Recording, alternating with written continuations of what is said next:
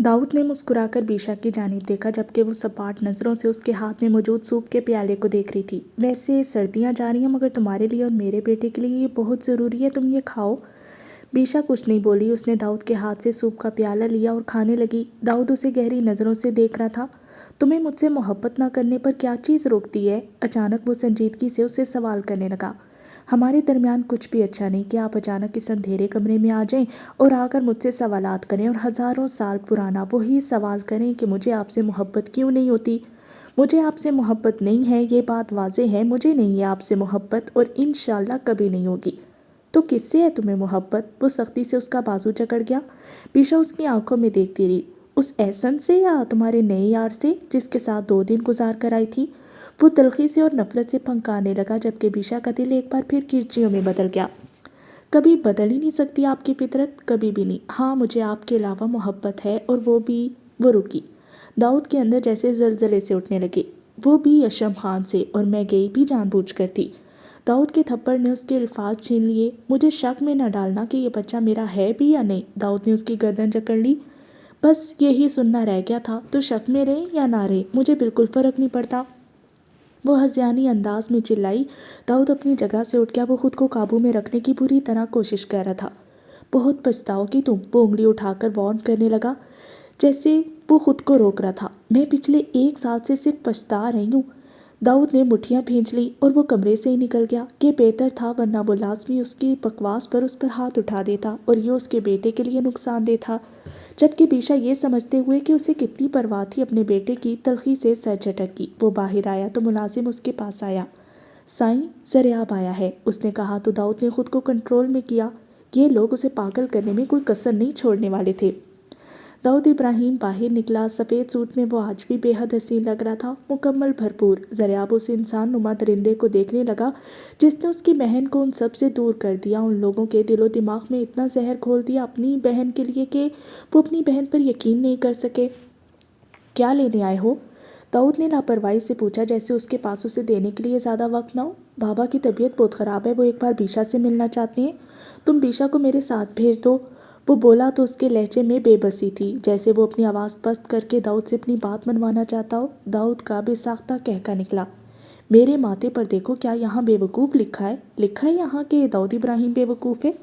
वो उसकी जानिब देखता सवाल करने लगा। नहीं ना, तुम्हारी बहन दोबारा से माँ बनने वाली है, खुश हो जाओ यार, मामा बनोगे तुम मेरे बेटे के।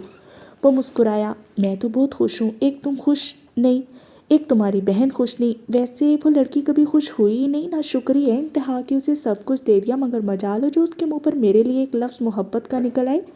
उल्टा बकवास करती है कि किसी और से मोहब्बत करती है। दाऊद इब्राहिम के लिए जैसे ये बात सबसे ज़्यादा तकलीफ दी थी। ज़रियाब खामोश खड़ा रहा। बहुत चुपते हैं, यानी तुम्हें ये लफ्ज़? ज़रियाब के लबों पर मुस्कान ठहर गई और दाऊद आपे से बाहर हो गया। अंदर उसकी बहन ने उसका खून पिया था और ये मुस्कुराकर जल्दी पर तेल का काम कर गया। दाऊद ने उसके मुंह पर मुक्के बरसा दिए। मुझ पर हंसोगे दाऊद इब्राहिम पर? जान निकाल लूँगा मैं तुम्हारी। वो धाड़ा और उसने हाथ नहीं रोका।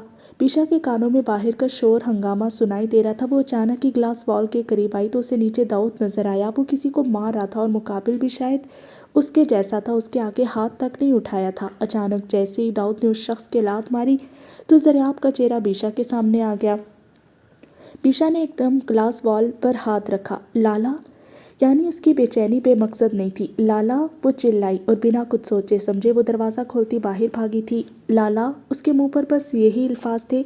रुक जाए दाऊद, रुक जाए। वो अचानक उसके सामने आई। दाऊद, जो ज़रियाब को एक और लात मारता एकदम रुक गया। मत मारे प्लीज़। क्यों मारें आप लाला को? वो मुड़ी और अपने भाई का ज़ख्मी चेहरा थाम लिया। ज़रियाब ने बीशा की जानिब नरम नज़रों से देखा। मैं जानता था आज मैं उससे पिटूंगा तो तुम ज़रूर मुझसे मिलोगी। 2 माह से जूतियाँ घिसा दी मैंने तुम्हें देखने के लिए। ज़रियाब नम आंखों से उसका चेहरा थाम गया। क्यों आए आप यहाँ? वो बोली, आंखों में आंसू आ गए, जबकि दाऊद उस सर्दी में भी पसीने में शराबूर था नफरत से। ये मिलन देख रहा था। तुम्हारे लिए, अपनी बहन के लिए। ये मुझे भले जान से मार दे, मैं यहाँ आना नहीं छोड़ूंगा। बीशा, मेरे बच्चे, मुझे माफ़ कर दो, हमें माफ़ कर दो बीशा। लाला प्लीज़, कर दिया मैंने आप लोगों को माफ़, मत मेरी तकलीफ़ों में इजाफा करें, मत आया करें यहाँ। वो चिल्लाई। बस हो गई थी, अब नहीं सही जा रही थी अब मज़ीद उससे ये तकलीफ़। وہ نہ آتے انہیں دیکھ کر اس کے زخم نئے سرے سے ہرے ہو جاتے تھے۔ وہ داؤد سے لڑتی یا اپنوں کے غم سے نہیں۔ بیشا میرے ساتھ چلو، بابا کی حالت بہت خراب ہے، وہ صرف تمہیں پکارتے ہیں، وہ صرف تمہیں یاد کرتے ہیں، روز تمہارا پوچھتے ہیں، روز ان کی آنکھوں کی آس۔ جب اس نے کہہ دیا وہ نہیں جائے گی تو تم کس لیے بکواس کر رہے ہو؟ داؤد نے زریاب کا گریبان جکڑ کر اسے ایک ہاتھ سے اٹھایا۔ ہٹو پرے۔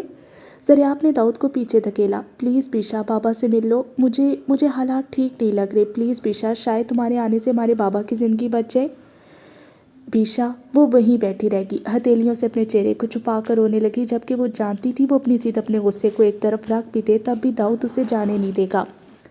داؤد اسے مار دے گا مگر کبھی جانے نہیں دے گا۔ بیشا نے داؤد کی جانب دیکھا جو زریاب کو وہاں سے چلے جانے کی فوراً تنبیہ کر رہا تھا۔ وہ اپنی جگہ سے اٹھی، ایسا لگا وہ آج اس کے پاس جا کر عرصے بعد پھر بے بسی سے کہے گی کہ اسے جانے دے۔ داؤد بیشا کے نزدیک آنے پر رک گیا۔ زریاب نے اسے اپنا گریبان جھٹک کر چھڑوایا۔ مجھے بابا سے ملنا ہے، اس نے کہا۔ داؤد نے دانت پیس کر اس کی جانب دیکھا۔ تم نہیں مل سکتی، کم از کم تب تک جب تک میرا بیٹا میرے ہاتھوں میں صحیح سلامت نہیں آ جاتا۔ داؤد نے ٹکا سا جواب دیا۔ زریاب نے مارے غصے کے بھڑک کر داؤد کا گریبان جکڑا۔ تم ہوتے کون ہو اس کو روکنے والے؟ اس کا قانونی شرعی حق ہے کہ وہ ہم سے ملے، وہ چلایا، جبکہ داؤد نے ایک جھٹکے سے اس سے اپنا گریبان چھڑایا تھا۔ اس کے سارے قانونی شرعی حق صرف مجھ تک گھوم کر آتے ہیں۔ اب تم جا سکتے ہو، اور اگر اب بھی تم نہیں گئے تو میں تمہارا قتل کر دوں گا، اور یقیناً یہ میرے لیے مشکل بالکل نہیں، داؤد نے سرد لہجے میں کہا۔ زریاب اس سے پہلے کچھ کہتا بیشا نے اپنے آنسو صاف کیے اور وہ داؤد کے آگے آگئی۔ سن لیا نا آپ نے، اب جائیں، وہ بولی، لہجے میں عجیب ٹوٹ پھوٹ تھی۔ بیشا نے زریاب کو کہا، بیشا پلیز، زریاب نے بے بسی سے کہا، جبکہ بیشا کا دل کٹ رہا تھا، وہ کیسے اسے کچھ کہتی۔ پلیز جائیں آپ، وہ اسے چھوڑ کر نہیں جانا چاہتی تھی، اگر وہ چلی جاتی تو پیچھے سے داؤد پھر مار پیٹ کرتا۔ داؤد کے چہرے پر فاتحانہ مسکراہٹ تھی۔ بیشا بے بس کھڑی تھی، دوسری طرف زریاب خود پہ ضبط کرتا رہ گیا۔ اگر تم ساتھ چلتی تو شاید بابا جی اٹھتے۔ بیشا نے اپنی سسکیاں روکی اور داؤد نے اسے وہاں سے نکلوا دیا۔ روتی ہوئی بیشا کا ہاتھ پکڑ کر وہ اندر لے آیا۔ مردان خانے میں ان کے آتے ہی مرد سب ادھر ادھر ہو گئے۔ بیشا اس کے سامنے بالکل رونا نہیں چاہتی تھی، مگر پھر بھی وہ ہارے ہوئے انداز میں بیٹھی تھی۔ زیادہ رونا دھونا ڈالنے کی ضرورت نہیں ہے، میرے بیٹے کی صحت پر اثر پڑے گا، وہ سختی سے بولا۔ بیشا نے اس کی جانب دیکھا۔ کیا اس شخص کے دل میں رحم نام کی کوئی چیز نہیں تھی؟ آخر اس کا قصور کیا تھا جو وہ اتنا سخت تھا اس کے لیے؟ یا پھر شاید اس کی قسمت میں داؤد کی بیوی بننا تھا، اگر کوئی اور لڑکی بنتی تو شاید وہ بھی یہ سب برداشت کرتی۔ اس نے سر جھٹک کر جھکا لیا۔ داؤد نے ملازمہ کو آواز دی اور اسے کچھ کھانے کے لیے لانے کا کہا۔ بیشا کا بالکل دل نہیں تھا کچھ بھی کھانے کا، مگر وہ پھر بھی کچھ نہیں بولی۔ داؤد اس کے پاس بیٹھ گیا، مسکرا کر اس کی الجھی لٹوں کو سنوارنے لگا۔ بیشا نے بس ایک نظر اس کی جانب دیکھا۔ یہاں تمہیں کوئی اتنا پیار نہیں کرتا جتنا میں کرتا ہوں، تو تمہیں ضرورت ہی کیا ہے مجھے چھوڑ کر کہیں جانے کی؟ وہ اس کے کان کے نزدیک جھک کر بولا۔ بیشا اس کی طرف سے ملنے والے ہر جذبے سے عاری ہو چکی تھی، وہ ویسے ہی بیٹھی رہی۔ تم دیکھنا بیشا، جب ہمارا بیٹا ہوگا تو ہم دونوں اس کے لیے بہت کچھ کریں گے۔ داؤد کی بات مکمل ہوتی کہ بیشا کے چہرے پر امٹنے والی مسکراہٹ سے وہ چپ ہوا۔ اگر ہمارا بیٹا ہوا تو میں اس کی گردن دبا کر مار دوں گی، کیونکہ میں نہیں چاہتی کوئی دوسرا داؤد ابراہیم جنم لے۔ بکواس کر رہی ہو، میرے بیٹے کو چھو بھی نہیں سکتی، تم کو جا کے اسے مارو گی۔ اچانک اس کے بال پکڑ کر اس نے پیچھے کھینچے تھے اور تبھی زارا کھانا لے کر آ گئی۔ زرینہ خاتون اسے بھیجنا نہیں چاہتی تھی، مگر وہ پھر بھی زبردستی خود ہی آ گئی، اور آج تو سیاہ رنگ کا لباس پہنے وہ مکمل بالوں کو کھولے۔ جب داخل ہوئی تو داؤد کی نظر اس پر ٹھہر گئی۔ دوسری طرف بیشا بھی اسی کی طرف دیکھ رہی تھی۔ داؤد اسے ایک نظر یکٹک دیکھے جا رہا تھا۔ بیشا نے داؤد کی جانب دیکھا، پھر زارا کو دیکھا اور اس نے چہرہ موڑ لیا۔ اسے غرض نہیں تھی وہ جس مرضی کو دیکھتا، بلکہ اچھا تھا وہ اس کے علاوہ کسی اور کو دیکھتا۔ وہ شکر ادا کرتی کہ اس سے جان چھوٹ گئی۔ بیشا نے کھانے کی ٹرے اپنی جانب کھینچی اور وہ چہرہ جھکا کر کھانا کھانے لگی۔ داؤد نے جیسے ٹرے کی آواز پر اپنی نگاہ پھیری۔ یہ تم کیا بال کھول کر منہ اٹھا کر آ جاتی ہو؟ وہ چڑھ کر بولا۔ زارا سٹ پٹائی، آج سے پہلے تو اس نے ایسا کچھ نہیں کہا تھا۔ نفرت سے بیشا کو دیکھا کہ کہیں اسی نے تو داؤد کے دماغ میں یہ ریل فٹ نہیں کی، جبکہ بیشا کو کوئی غرض نہیں تھی وہ کچھ بھی کرتا۔ تمہارے پاس ذرا لحاظ پردہ کچھ نہیں ہے؟ وہ جھڑک کر بولا تو زارا نے سر جھکا لیا۔ سائیں، یہ عورت آپ کو دن بدن پاگل کر دے گی۔ زارا کا حوصلہ نہ جانے کس چیز نے کھولا تھا۔ بیشا کا ہاتھ ایک لمحے کے لیے رک گیا کہ وہ کتنے سکون سے داؤد سے بات کر رہی تھی جو آج تک اس نے نہیں کی۔ मैं तुम्हें पहले भी कह चुका हूँ, अपने दिमाग की फजूलियात को निकाल फेंको वरना हवेली से तुम्हें निकाल फेंकूंगा, दाऊद ने बरहम होते हुए कहा तो ज़ारा रोने लगी। पीशा से मजीद ये ड्रामा देखा नहीं गया। वो वहाँ से उठी और कमरे में चली गई। न जाने क्या मसला था, कुछ ना करके भी उसे ऐसा लगता था कि वो तवील मुसाफत तय करके आई है और वो इतना ही थक जाती थी। पीशा को दांत पीस कर दाऊद ने देखा। वो चाहती तो ज़ारा को झिड़क सकती थी, वो उस पर हक तो जिताती, कहीं से तो वाजे करती कि उसके दिल में दाऊद के लिए कुछ है, मगर उसे कोई फ़र्क नहीं पड़ा था। दाऊद ने ज़ारा की जानिब देखा जो रो रही थी। तुम्हें मैं पसंद हूँ, वो सवाल करने लगा। ज़ारा ने ज़ोरों शोर से सर हिलाया। दाऊद के दिमाग में न जाने अब क्या चल रहा था। ठीक है जाओ, वो बोला। ज़ारा उसकी लापरवाही देखती रह गई। इतनी बड़ी बात थी और उसे आम सी लग रही थी। कौन नहीं थी जो दाऊद इब्राहिम को पसंद ना करती, सवाए दाऊद इब्राहिम की अपनी बीवी के, और उसे यही बात बुरी तरह चुभती थी। ज़ारा वहाँ से चली गई तो दाऊद का सेल फोन बजने लगा। साईं मूसा साईं को पुलिस पकड़ के ले गई है। गाली। कौन जिसमें जुर्रत हुई मूसा इब्राहिम को पकड़ने की? अचानक वो खड़े होते हुए धाड़ा। साईं आप यहाँ आ जाए, मुलाजिम ने कहा तो दाऊद भड़कते हुए वहाँ से निकलने लगा। उसने कभी मूसा की हरकत पर नोटिस नहीं लिया था, हाल बता अपने बाप की इज्जत को बचाने के लिए हमेशा उसे प्रोटेक्ट ज़रूर किया था, भले वो जायज़ होता या नाजायज़। वो 15 मिनट में पुलिस स्टेशन पहुंच चुका था और वहां ज़रियाब को देखकर एक पल के लिए वो कुछ हैरान हुआ कि ये शख्स अभी तो गया था। दाऊद इब्राहिम को देखकर कांस्टेबल खड़ा हो गया और झुककर उसे सलाम करने लगा। ताकत बुराई की थी जबकि कानून उनके सामने हाथ बांधे खड़ा था। दाऊद ने चेयर सीधी की और टांग पर टांग रख कर बैठ गया। हाँ भाई मोईद, यहाँ तक आने की मुझे सहमत क्यों करनी पड़ी? वो ज़रियाब को देखते हुए बोल रहा था। अब ये अपनी वकीली उस पर वाजे करेगा। सर माफ़ी चाहता हूँ, बस वो मूसा साईं के ख़िलाफ़। क्या ख़िलाफ़? दाऊद ने खा जाने वाली नज़रों से कांस्टेबल को देखा। हर हफ्ते हुकूमत इस थाने में इतना पैसा नहीं देती जितना पैसा दाऊद इब्राहिम तुम्हारे पेट में भरता है, उस एसएचओ के पेट में भरता है। और तुम्हारी जुर्रत कैसे हुई मूसा को इन सलाखों के पीछे जकड़ने की? वो टेबल के ऊपर हाथ मारता चिल्लाया। अरे दाऊद साहब, आप! एसएचओ भी आ गया। उसने दाऊद को मुस्कुरा कर देखा। देख लो सिकंदर, तुम्हारे थाने की सलाखों के पीछे मेरा भाई है। बताओ अब इस थाने को आग लगाऊं या तुम्हें लगा दूं? वो गराया निगाह ज़रियाब पर थी।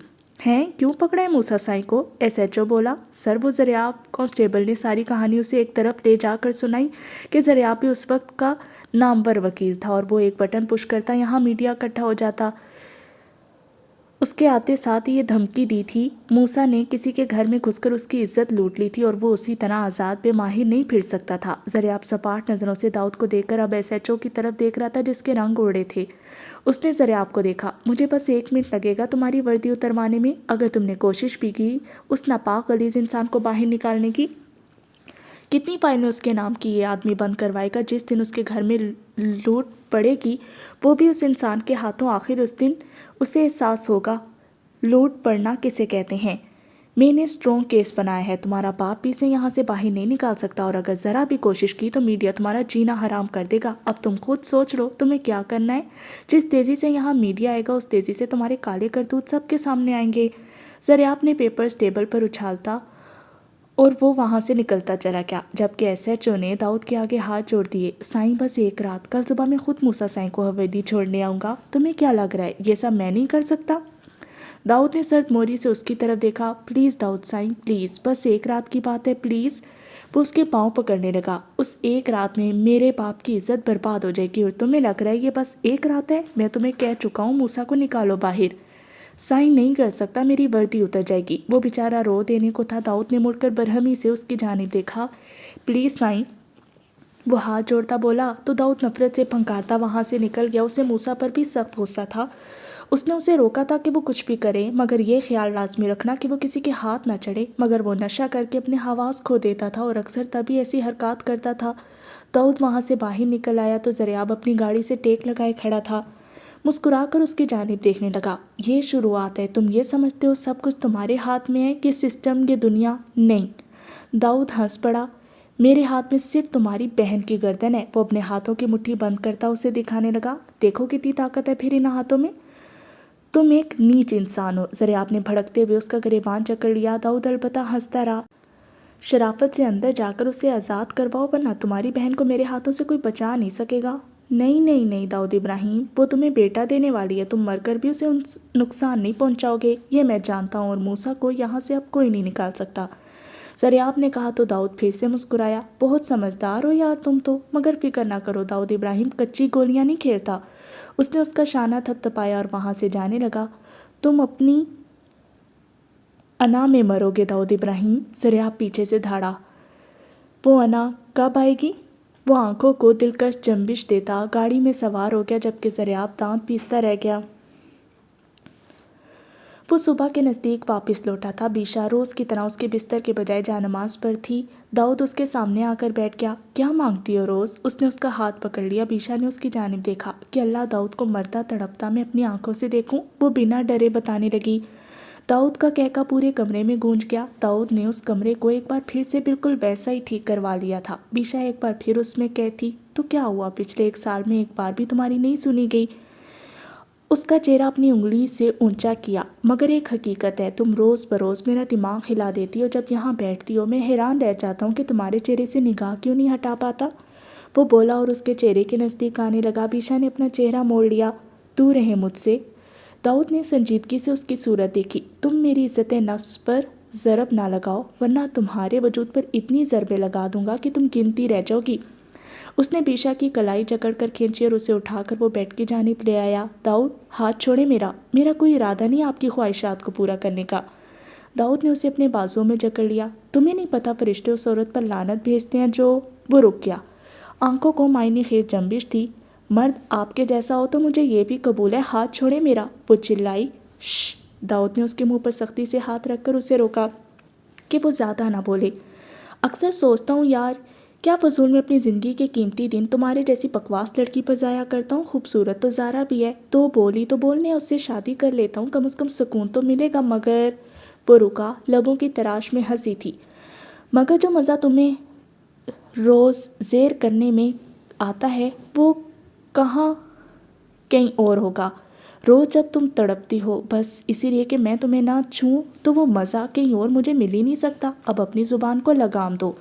وہ بولتا ہوا اس کے چہرے پر جھکا۔ بیشا اس سے خود کو چھڑانے کی تگدوں میں بیڈ پر جا گری اور داؤد نے اپنے شانے پر سے مسکرا کر شال اتاری۔ بیشا کے لیے ایک بار پھر عذاب کے یہ لمحے منہ اٹھا کر آ گئے تھے۔ مر جاؤ داؤد، مر جاؤ، وہ چلائی۔ داؤد تمہیں ساتھ لے کر مرے گا۔ داؤد نے اسے اپنی جانب کھینچا اور اس کے کان میں سرگوشی کی۔ وہ فتح یاب تھا، بے حد خوش تھا۔ اور کیا چاہیے تھا؟ جو وہ چاہتا تھا سب بالکل ویسے ہی ہو رہا تھا۔ اس نے کمرے میں جلتے واحد لیمپ کو ہاتھ بڑھا کر بجھا دیا اور کمرے میں پھیلے اندھیرے میں بیشا سی سکتی رہ گئی۔ دن گزرتے گئے اور ہر گزرتا دن روز کی طرح اسے احساس دلاتا رہا کہ وہ کتنی بڑی مشکل میں پھنس گئی ہے۔ داؤد روز اپنے بیٹے کی گردان لاپتا تھا، جبکہ بیشا ہر ممکن طریقے سے اسے یہ احساس ضرور دلاتی تھی کہ وہ خوش فہم ہے۔ اس بات پر اکثر ان دونوں کے درمیان طویل جھگڑا چھڑ جاتا، اور یہ کوئی نئی بات تو نہیں تھی۔ یہ طویل جھگڑا تو اس دن سے چل رہا تھا جس دن سے وہ اس گھر میں آئی تھی، اور وہ صرف اپنی قسمت کو کوستی رہتی۔ بہت یاد آتی تھی گھر والوں کی، بہت دل کرتا تھا بھاگ کر چھپ جائے، مگر وقت اور حالات اسے ایسے کرنے نہیں دیتے تھے۔ 7 مہینے گزر گئے تھے۔ اب تم داؤد نے کسی ڈاکٹر سے چیک نہیں کرایا تھا، اس کی طبیعت میں نڈھال ہی رہتی۔ وہ اس کے کھانے پینے کا خیال بہت رکھتا اور ساتھ کے ساتھ اسے یہ احساس بھی دلاتا تھا کہ اس کے بیٹا ہوگا، جبکہ اس کا دل اس بات پر مہر لگا چکا تھا کہ اس کو بیٹی ہی ہوگی۔ نہ اس کے دل میں اس کے بچے کے لیے کوئی خوشی تھی، نہ کوئی غم۔ وقت کے ساتھ ساتھ اس کے ہر احساس پر برف جمتی جا رہی تھی، اور وہ خود بھی خود سے عکاس آنے لگی تھی۔ انہیں در و دیوار میں رہ کر وہ تھک جاتی تھی۔ نہ اسے اس کمرے سے نکلنے کی اجازت تھی اور نہ وہ کہیں آ جا سکتی تھی۔ سب تو خوش تھے، مطمئن تھے۔ اگر کوئی احساس نہیں تھا تو وہ بیشا کے لیے نہیں تھا۔ اس دن کے بعد اس نے زریاب کو نہیں دیکھا، ہو سکتا ہے وہ آیا ہو۔ وہاں سب کو یاد کر کے بہت روتی تھی، اور اکثر داؤد ان سب کے لیے اسے تڑپتے ہوئے دیکھتا تھا، اور وہ ایک ہی بات کہتا، تمہیں ان سب لوگوں نے اتنا سب کچھ سننے کے بعد بھی نفرت نہیں؟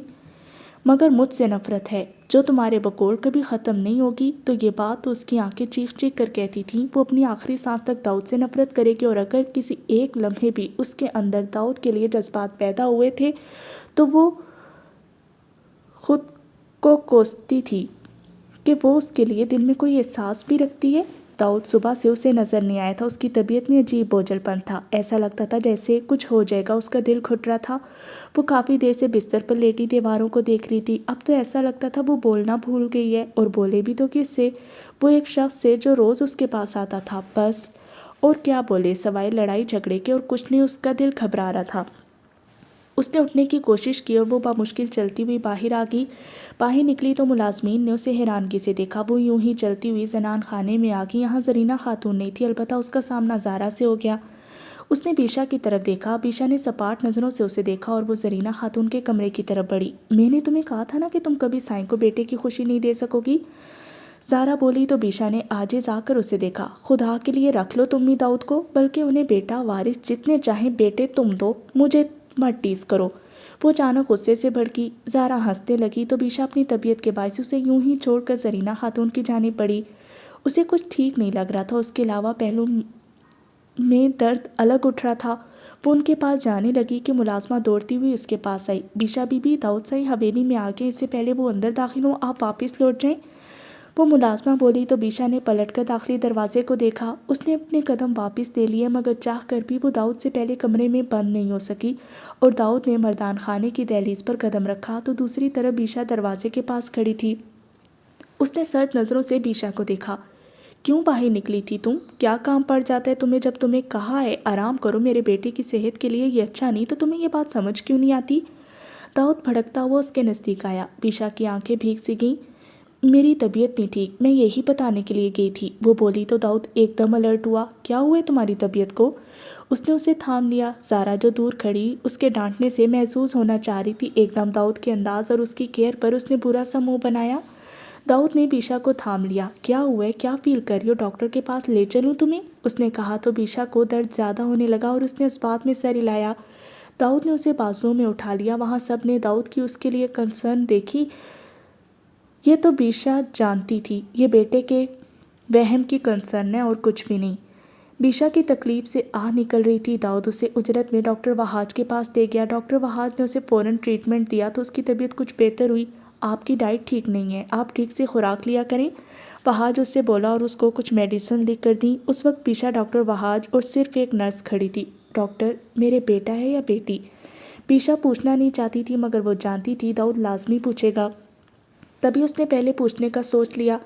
ڈاکٹر وہاج نے اس کی صورت دیکھی۔ بیٹی، وہ بولا۔ اسے اس لڑکی پر ترس بھی آیا، اتنی سی عمر میں وہ کتنے جھمیلوں میں پڑ گئی۔ بیشا نے زور سے آنکھیں بند کر کے کھولی۔ نرس اور ڈاکٹر وہاج اسی کی جانب دیکھ رہے تھے۔ پلیز ڈاکٹر، آپ کا مجھ پر احسان ہوگا، داؤد جب یہ پوچھے تو انہیں مت بتائیے گا کہ بیٹا ہے یا بیٹی، وہ کہنے لگی تو ڈاکٹر وہاج نے سر ہلا دیا اور وہ باہر نکل گئے۔ تبھی بیشا کو ملازم نے بتایا کہ داؤد کو کسی کام سے جانا پڑا تھا، وہاج نے اسے یہاں ایڈمٹ کر لیا تھا، شام تک اسے ڈسچارج مل جاتا۔ بیشا نے چند گھڑیوں کے لیے اسے ہی سکون کا سانس لیا۔ وہ نرس کو دیکھنے لگی، یہ وہی نرس تھی جس کو اس نے اپنا پینڈنٹ دیا تھا۔ اب تک داؤد کی نگاہ نہیں گئی تھی، اگر گئی بھی تھی تو اتنے جھمیلوں میں اس نے توجہ نہیں دی، اگر دے دیتا تو لازمی وہ اس نرس کو ڈھونڈ نکالتا اور واپس لے آتا۔ اس نے نگاہ پھیر لی۔ اچانک روم کا دروازہ کھلا، اس نے آنکھیں کھولیں تو سامنے یشم خان کھڑا تھا۔ وہ ایک لمحے کے لیے اس کو چونک کر دیکھنے لگی۔ آپ، اس نے کہا تو وہ اس کے نزدیک آیا۔ اتنے عرصے سے تمہاری حویلی میں روز آتا رہا ہوں، صرف یہ دیکھنے کی کوئی ایسا چور راستہ ملے جس میں تمہیں آزاد کرا سکوں وہاں سے۔ یشم اس کے نزدیک آیا۔ بیشا حیرانگی سے اسے دیکھنے لگی۔ کیا مطلب؟ آپ یہاں کیوں آئے؟ آپ جائیں یہاں سے، داؤد نے دیکھ لیا تو وہ آپ کو نقصان پہنچائے گا۔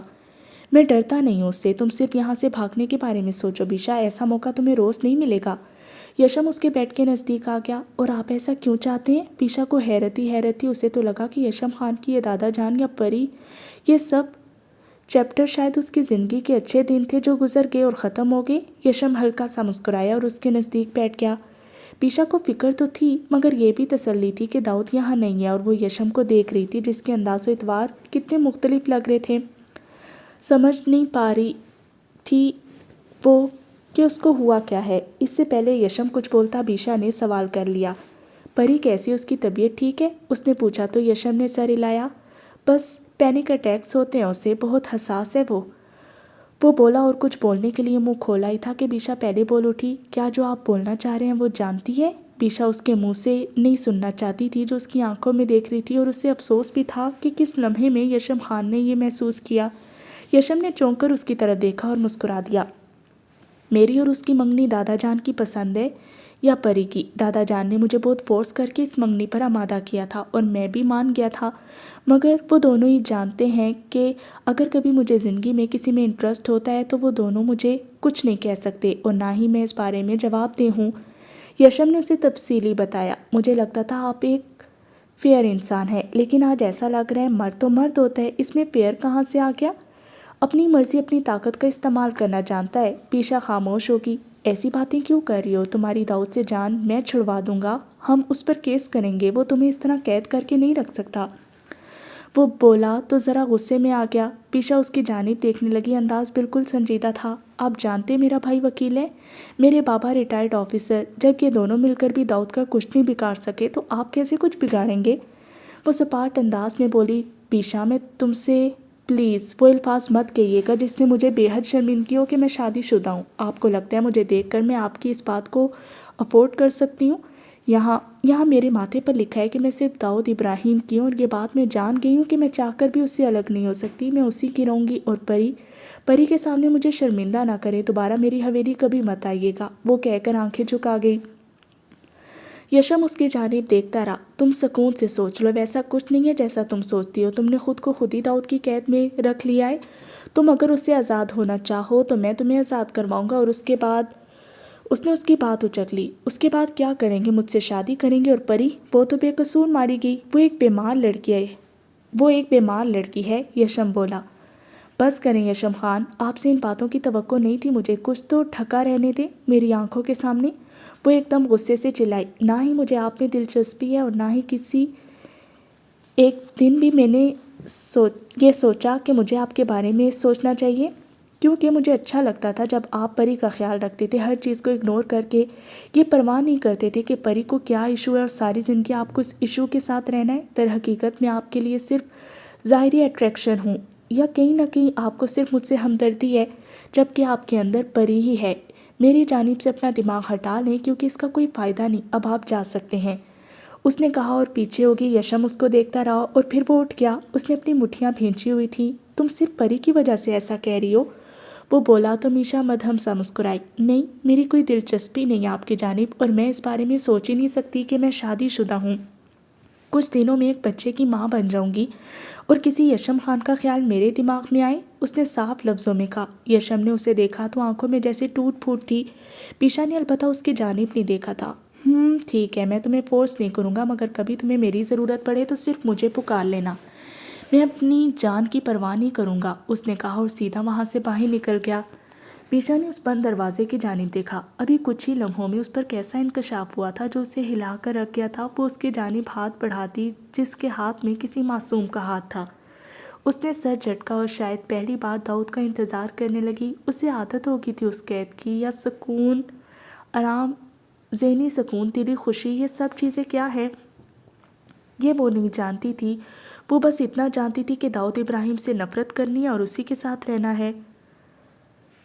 وہ گھر لوٹی تو اکیلے ہی ڈرائیور کے ساتھ آئی۔ پہلی بار اس کا انتظار کیا تب بھی وہ نہیں آیا تو ملازم نے بتایا کہ اس کے گھر والے آئے ہیں، جبکہ داؤد کسی کام کے سلسلے میں شہر گیا ہے۔ اس نے گہرا سانس لیا اور خود کو سنبھالتی اندر آ گئی۔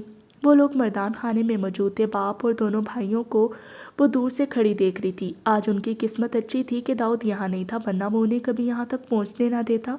وہ یوں ہی کھڑی ان لوگوں کو دیکھ رہے تھے جن کے چہروں پر واضح پریشانی تھی۔ کیا فائدہ اس پریشانی کا جب یقین کی ڈوریاں ہی ٹوٹ گئی ہوں، جب یقین ہی نہ رہے، جب اسے ان کی ضرورت تھی، جب وہ ہلکان ہوتی تھی، داؤد کے ساتھ ایڈجسٹ نہیں کر پاتی تھی، تب انہوں نے ان میں سے کسی ایک نے بھی اس کی بات پر یقین نہیں کیا، اور آج جب انہوں نے اپنی آنکھوں سے دیکھ لیا تو اعتبار آ گیا۔ اب وہ یہ چاہتے ہیں کہ بیشا سٹینڈ لے، ان کے ساتھ جائے۔ داؤد ان کا کچھ بھی نہیں چھوڑتا۔ وہ اندر آ گئی، پاؤں من بھاری ہو رہے تھے۔ خشک آنکھوں سے وہ اپنے باپ کو دیکھ رہی تھی۔ وہ کافی کمزور ہو گئے تھے۔ وہ ان کے قریب آ گئی۔ شاید اس کے جلتے تڑپتے دل کو ان کی قربت میں سکون مل جاتا۔ وہ لوگ بھی انہیں دیکھ چکے تھے۔ اس کے نزدیک آنے پر ایک دم کھڑے ہوئے۔ کیسے ہیں آپ بابا؟ لگ رہا تھا صدیوں بعد انہیں دیکھا ہو۔ وہ بولی تو اپنی بیٹی کی حالت دیکھ کر ان کی طبیعت خراب ہونے لگی، جسے سنبھال کر انہوں نے بیشا کو کھینچ کر سینے میں بھیج لیا۔ بیشا، میری بچی، میں لینے آیا ہوں تمہیں، ساتھ چلو میری بیٹی، کیا حال بنا لیے تم نے اپنا؟ وہ بولے۔ بیشا خاموشی سے کھڑی رہی۔ اس کی آنکھوں سے ایک آنسو نہیں ٹوٹا۔ اس نے دھاڑیں نہیں ماری کہ اس کا سینہ پھٹ گیا، چھلنی ہو گیا۔ تب آئے وہ لوگ اب انہیں خیال آیا کہ اسے ان کے ساتھ چلے جانا چاہیے۔ پیچھے مڑ کر ان بہت سارے دنوں میں اس نے کتنی بار دیکھا کون نظر آیا اپنا۔ اس نے آواز دی تنہائیوں میں کہ کوئی تو اپنا ہو، کون تھا اپنا؟ اور آج جب وہ ختم ہوگی، جب کچھ بھی نہیں رہا، تو وہ لوگ ہمدردی کے لیے آگے۔ وہ چند لمحے یوں ہی کھڑی رہی۔ بیشا کچھ تو بولو میرے بیٹے، کچھ بھی بولو، سنا دو مجھے، میں تمہارا باپ کے لانے کے لائق ہی نہیں، مارو پیٹو مجھے، میں نے باپ ہونے کا حق ادا نہیں کیا۔ بیشا وہ رو رہے تھے، اسے تکلیف ہوئی ان کے آنسو سے۔ میں بالکل ٹھیک ہوں بابا، دیکھے محل جیسا گھر، بڑا نام، بڑے بڑے لوگ اور بڑی بڑی میں، اور بہت بڑا داؤد، میرے پاس سب تو ہے، اور چاہیے کیا ایک لڑکی کو؟ اگر آپ بات کریں گے کہ ایک لڑکی کو عزت محبت چاہیے ہوتی ہے تو اب مجھے اس کی ضرورت نہیں رہی۔ پاپا میں نے بہت کم عرصے میں بہت کچھ سیکھ لیا، اور ایسا سبق سیکھ لیا جہاں مزید مجھ میں کچھ بھی سیکھنے کی ہمت نہیں۔ میں بہت خوش ہوں یہاں، آپ میری فکر نہ کریں۔ وہ دیکھیں میرا قید خانہ، یہاں سے باہر جھانکنے کی بھی مجھے اجازت نہیں، مگر میں خوش ہوں کیونکہ ان دروں دیواروں نے میری سسکیاں سنی ہیں۔ اب میں ان کے ساتھ بے وفائی کر کے یہاں سے نہیں جانا چاہتی۔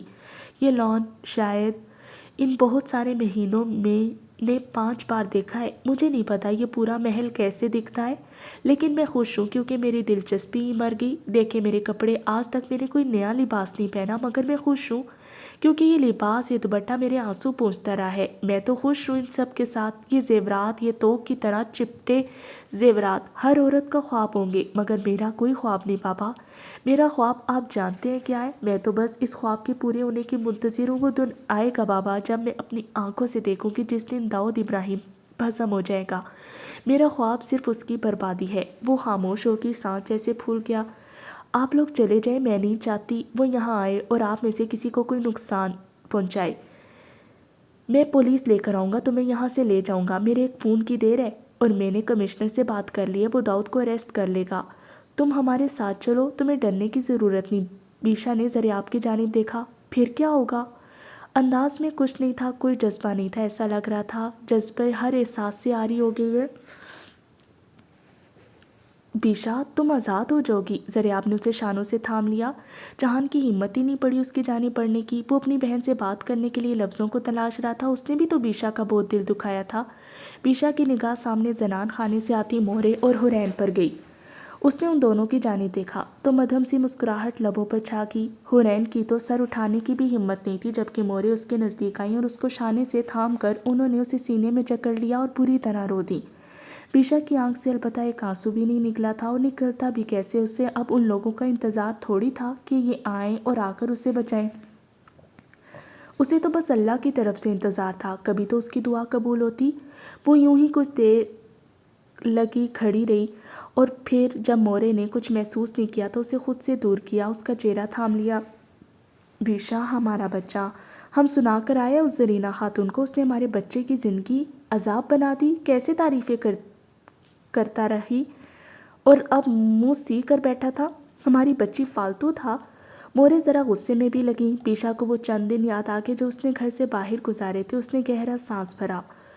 داؤد آ جائیں گے آپ لوگوں کو اب چلے جانا چاہیے، وہ دوبارہ بولی تو سب نے اس کو ذرا حیرانگی سے دیکھا۔ میں نہیں چاہتی میں ان کے آگے آپ لوگوں کو بچانے کے لیے منتیں کروں، تم ہمارے ساتھ چل رہی ہو بس۔ ذریعہ نے اس کی ضد کے آگے ایک نہیں سنی اور اس کا ہاتھ پکڑ لیا۔ لالا نہیں، مجھے کہیں نہیں جانا۔ وہ جانتی تھی داؤد اسے ایک لمحے بھی دور جانے نہیں دے گا، الٹا وہ اس کے گھر والوں کو تکلیفیں دے گا، جس سے اور کچھ نہیں اسے بہت اذیت ہوگی۔ لالا پلیز مجھے چھوڑ دیں، آپ کیوں کر رہے ہیں؟ میں آپ لوگوں کے ساتھ جانا نہیں چاہتی۔ بیشا ذریعہ ایک پل کے لیے رکا۔ ہم نے تمہاری بات پر یقین نہیں کیا، اس کی سزا ہمیں دو، خود کو نہیں۔ میں نے پہلے ہی اپنی بے وقوفی سے بہت کچھ غلط کر دیا، مگر اب آگے اور نہیں، وہ بولا اور زبردستی بیشا کو وہاں سے لے جانے لگا۔ بیشا انہیں روکتی رہ گئی۔ اس وقت نہ ہی داؤد کے خاص ملازم تھے اور نہ ہی داؤد، اور جو کوئی تھا بھی وہ نظریں چرا کر ادھر ادھر ہو گیا، جیسے چاہتا ہو کہ وہ واقعی یہاں سے چلی جائے۔ بیشا سب کو دیکھ رہی تھی، اس کا دل کانپ سا گیا آنے والے وقت کے بارے میں سوچ کر کہ کیا ہوگا، مگر ذریعہ نے ایک نہیں سنی اور وہ اسے وہاں سے لے کر نکل آیا۔ یہ حیران کن معجزہ تو تھا، مگر آنے والے وقت میں وہ یہ جانتی تھی کتنی مشکلات پیدا کرے گا۔ داؤد کو اگلا دن لگ گیا تھا وہاں سے نکلنے میں۔ اس نے گاؤں میں قدم رکھا ہی کہ اس کی گاڑیوں کو پولیس کی بھاری نفری نے روک لیا۔ اس نے چونک کر پولیس کی گاڑیوں کو، پھر اپنے ملازم کو دیکھا جو خود بھی نہیں جانتا تھا۔ اس کی گاڑی کا شیشہ بجایا گیا۔